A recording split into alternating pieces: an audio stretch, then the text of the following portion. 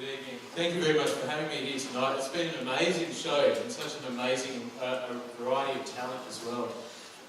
It's a real pleasure to be here speaking tonight about a topic that I'm very passionate about. And I was thinking today about the relevance of mental health in the setting of our young people performing. What I'd like to start by doing is telling you a quick story. I want you to picture a boy.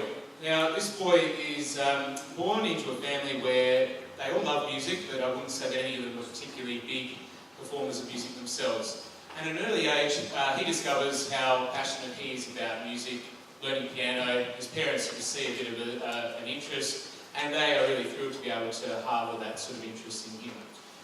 As he gets older and goes to school, he gets offered a scholarship to go to senior school, and from that, in music, in a particular music school, and at that particular time, from all sort of purposes, everybody would say that his music career flourishes. He has the opportunity to go and do lots of Stepfords, he becomes a very big performer at the school, everybody says that's what he's going to do for the rest of his life, he's got great talent, he's got great this, everything and so.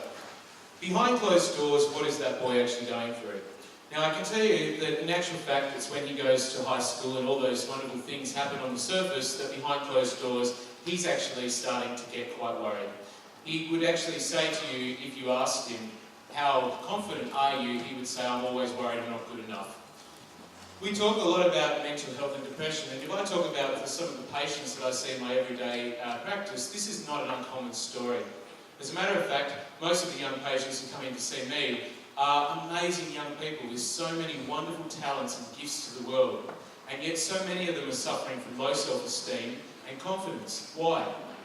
Wouldn't it be wonderful if we could stand up here and perform and just do what we love to do in a world where it was free from judgment and free from any sort of comparison, where we could just be ourselves and just embrace the passion we have for our love of music and arts and theatre.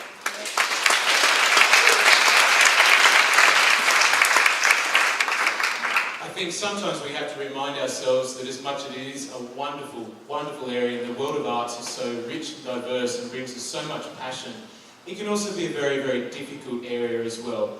And so I'm very conscious that for many young people it is an area where self-esteem is often something that we have to be very wary about.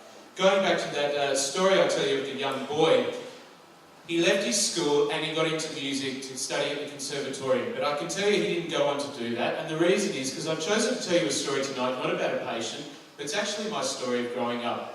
I have been very, very blessed with two wonderful careers. I got to do my music and I've actually managed to continue a musical career while doing medicine, which is the other thing I really love to do. But if I could give one very, very important piece of advice to our young people and their families today, don't ever judge your gift by your ability. Judge your gift by your passion. It's your passion that's your greatest gift. Thank you very much for hearing me out tonight.